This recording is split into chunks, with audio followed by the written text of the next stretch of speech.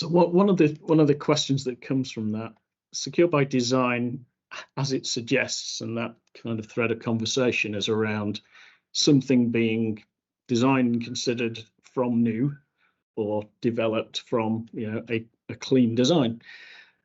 Part of what we're talking about is how to maximize the benefit of your existing infrastructure. What's the panel's view on how you get the best of both of those things? How can you take the benefits, the concepts of secure by design, and apply that to an existing system? I'll probably start on that one.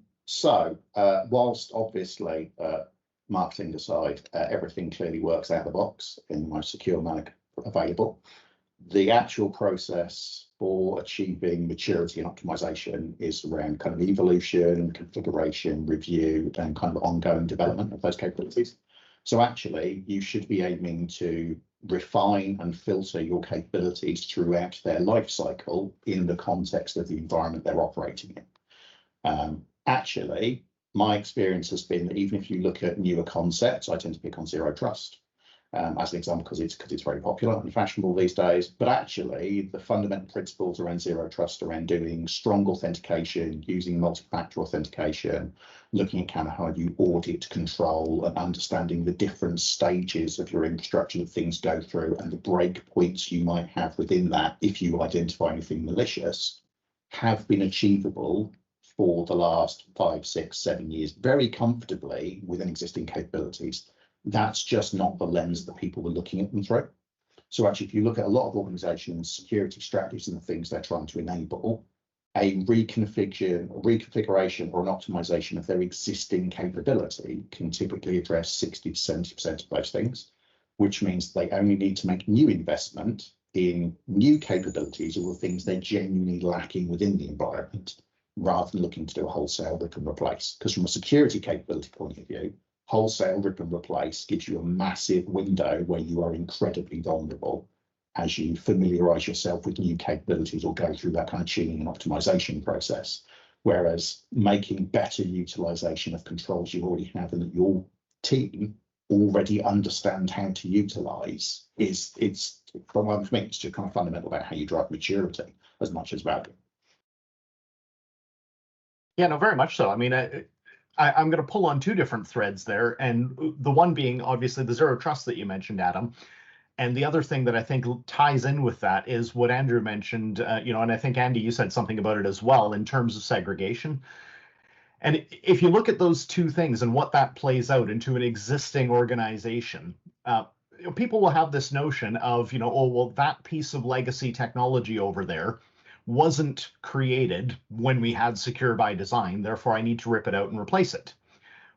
And the actual fact is that that piece of legacy technology may or may not have security vulnerabilities. We don't know because we've not discovered them all. That's the whole concept behind the zero-day threat. But you know what? Zero-day threats are that because they happen on brand new stuff too. So the fact that it's new or old doesn't change the fact that there might be a zero-day threat, an undiscovered vulnerability. And so those concepts of zero trust and segregation, to me, they kind of play hand in hand. Because if you look at what zero trust is telling you, and I remember meeting a fellow at a conference one time who simply told me that he worked in cyber offense for a 3-lettered agency. And I kind of went, oh, that's different. And one of the points that he made is he was like, if I want to get into your infrastructure, I'm in. And I assumed he was talking about some sort of super high-tech, magical, technological mechanism that he was using. So I probed him a little bit on this, and he was like, oh, no, nothing that complicated. I always found the easiest thing is a gun to your IT manager's head.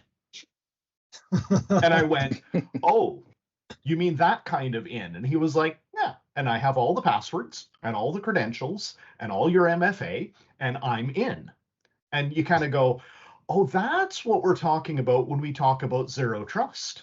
Because even my master admin password should not be trusted because I don't know who's behind that keyboard.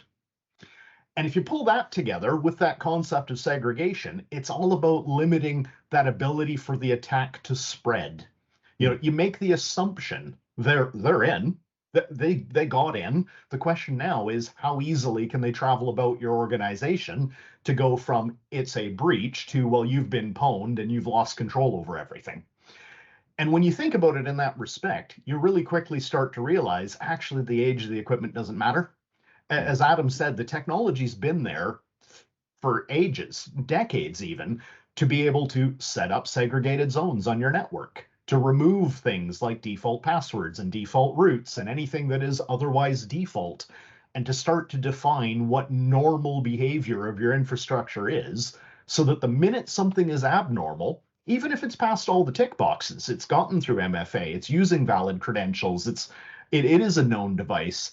So what? What it's doing is fundamentally wrong. I want to be able to prevent that. And that really does change a lot of that thinking around the whole notion of newer is better, because then you realize, well, the newer devices are at no less risk of those kind of zero-day threats than the old devices. So security isn't a question of age, it's a question of what are you doing with what you have.